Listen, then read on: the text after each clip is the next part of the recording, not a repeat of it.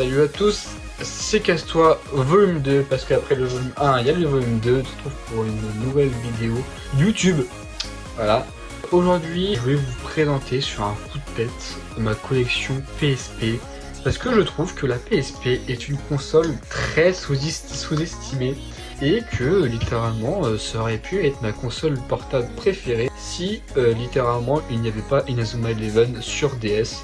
Et donc du coup la DS est ma console favorite, ma console portable favorite. Pour la PSP, je trouve que c'est une console très sous-cotée parce qu'elle possède une bibliothèque incroyable. Bon, c'est pas des jeux de ouf non plus, mais c'est assez pour dire que genre c'est une console très bien, et c'est surtout une console pour l'époque très puissante, car littéralement c'était presque une PS2 portable. Du coup je vais commencer à vous présenter les jeux, des merveilleux jeux. C'est vrai que genre la PSP c'était quand même une console puissante, puisque aussi elle pouvait nous faire voir des films. Et il y avait un format exprès pour ça, c'était le format UMD. Les seuls films que j'ai c'est The One, un film avec Jet Li, j'ai plutôt bien aimé. Bon, c'est pas un film de ouf, mais voilà. Petite critique cinéma en même temps. Et Blade, qui est littéralement mon Marvel préféré. Voilà, moi je suis très original. Donc maintenant on va passer au jeu. Ah oui, si j'ai placé la caméra comme ça, c'est normal. C'est parce que c'est pour que vous voyez les jeux pas bien quoi.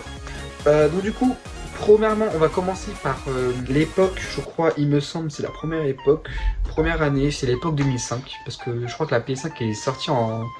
La PSP est sortie en 2005. Donc tout d'abord, on va commencer par Pursuit Force. Pursuit Force qui est un jeu extrêmement dur, franchement, il est très dur. Franchement, j'ai pas réussi à le terminer malheureusement, tout simplement parce que ouais, le jeu est super dur. Donc je vais essayer quand même de le finir. Et puis c'est vrai que bah, moi je délaisse énormément la PSP, puisque bah, j'ai la PS4, j'ai les consoles de salon, et je préfère même les consoles de salon, même si la PSP reste vraiment très bien. On a le Killzone Libération, donc ça j'ai bien aimé sans avoir un peu aimé. Enfin, je m'explique, c'est que les Killzone c'est vraiment ma licence de FPS préférée, et de base c'est une licence de FPS. Le Killzone 1 c'est un de mes jeux préférés sur PS2, le Killzone 2 c'est littéralement mon FPS préféré, et bon bah ça c'est un jeu un petit peu tactique sur PSP vu dessus.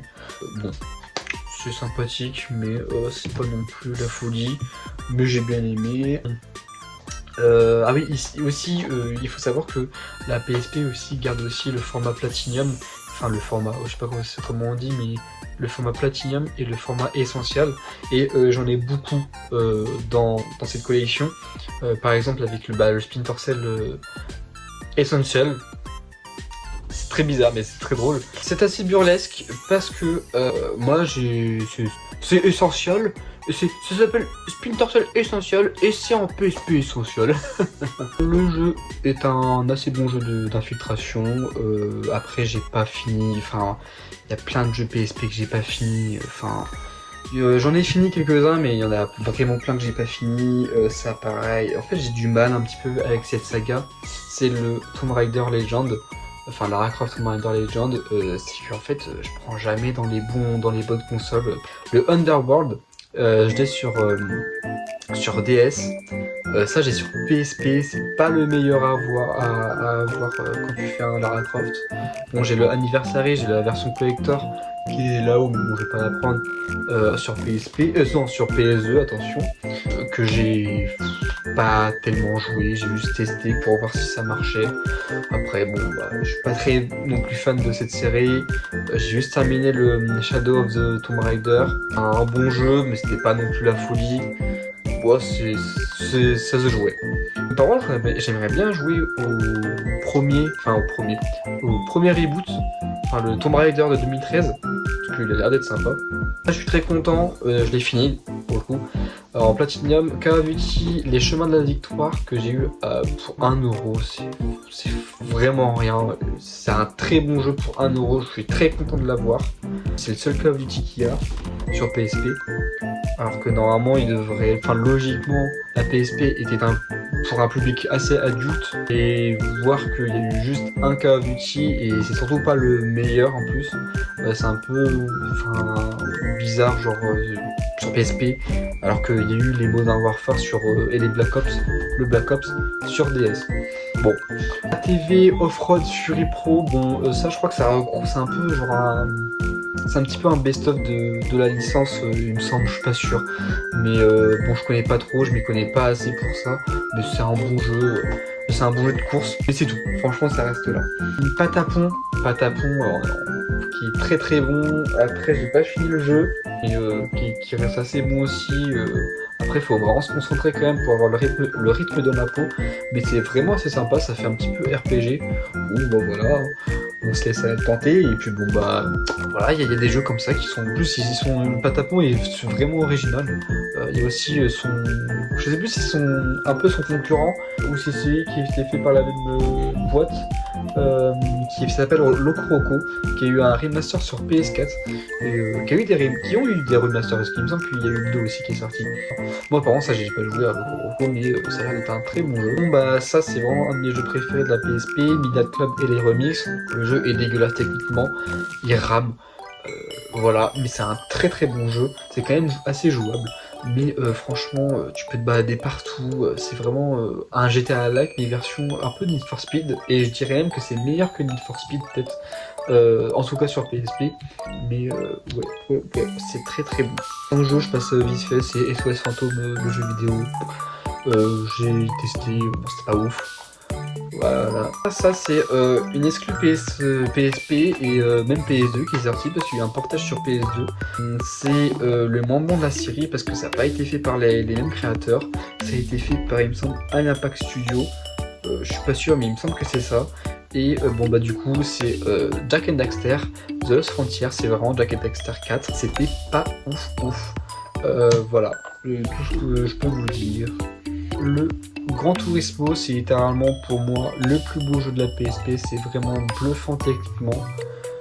Après, bon, je suis pas très fan des Gran Turismo, mais ça reste quand même des bons jeux. Je passe rapidement après. Little Big Planet, c'est mignon, c'est sympa, voilà, c'est créatif. Moi j'aime bien. Hop. On a le Need for Speed Shift, c'est un jeu de voiture, c'est bien, c'est sympa, c'est très différent du Need for Speed sur PS3, le Shift, ou sur Xbox 360, parce que là c'est vraiment purement arcade, alors que le Shift c'est littéralement de la simulation, c'est vraiment le contraire littéralement des Need for Speed. Ça c'est vraiment très sympa, c'est une exclue, bon c'est un peu dommage que c'est totalement oublié. De Socom Fireteam Bravo, c'est vraiment pour le coup, c'est même pas cet épisode là, il est même pas tactique, c'est juste vraiment des jeux TPS tactiques. Et là c'est vraiment très très bourrin, mais c'est assez sympa, c'est un scénario et tout. Moi j'ai vraiment bien aimé, je l'ai même terminé. Et pour regarder pour 2€, franchement, foncez quoi, si vous le trouvez. Après là c'est très content de l'avoir parce que je sais qu'il est pas très commun, je crois. Le Soul Calibur Broken Destiny, j'ai passé beaucoup d'heures, je crois que j'ai passé 200 heures dessus. Peut-être pas, si, je suis 200 heures dessus. Pour 3,50€, c'est un très bon jeu. C'est juste qu'il n'y a pas de campagne, c'est un peu dommage. La seule campagne, c'est les défis à faire, donc c'est pas ouf. Le Résistance et Rétribution, j'ai pas terminé. Après, il est très très bon, c'est un TPS. Résistance, c'est une série qui est très sous-cotée pour moi. Je pense qu'il devrait même faire un remake carrément. Peut-être du 1, parce que le 1, c'est peut-être le moins bon de la série, je trouve. Mais il est quand même excellent.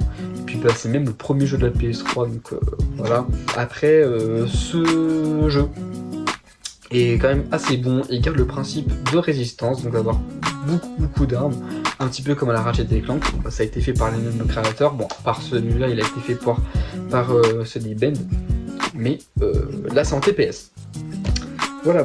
Après on a le Ratchet & Clank la Tessa Con, celui-là je l'ai terminé, très bon. Après un des moins bons des Ratchet & Clank, même s'il reste très bon, celui-là il n'a pas été fait par Insomniac Games, il a été fait par Impact Studio. Impact Studio, je sais même plus comment ça s'appelle. Impact Game, voilà. Il est très bon, il est sympa, il est un petit peu court je trouve, mais bon. Ça c'est un petit peu les jeux PSP en soi, ils sont assez courts à faire. Et le FIFA 14, bon c'est un jeu de foot. Il est assez bon, mais après je trouve que c'est moche, c'est très moche. Et donc c'est ça qui est un petit peu dommage pour FIFA. Et voilà. Bon, j'espère que vous avez aimé cette vidéo, j'espère que vous avez énormément aimé, que vous avez aimé ma collection. Et moi je vous dis ciao à tous.